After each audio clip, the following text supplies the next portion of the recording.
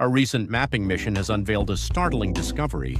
Along a notoriously treacherous coastline, a vast shipwreck cemetery revealed by unusually low tides.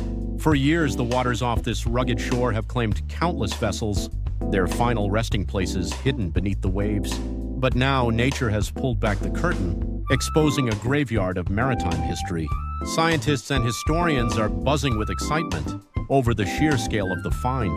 The low tide has laid bare the skeletal remains of numerous ships, from small fishing boats to larger merchant vessels, some dating back centuries.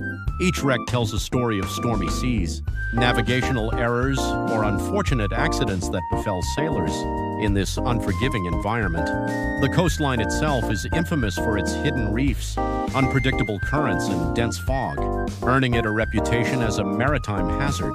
Ship captains have long dreaded these waters, and this newly revealed cemetery is a stark testament to the dangers they faced.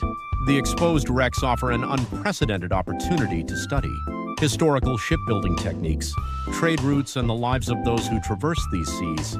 Researchers are now meticulously documenting each vessel, hoping to identify them and piece together their individual histories.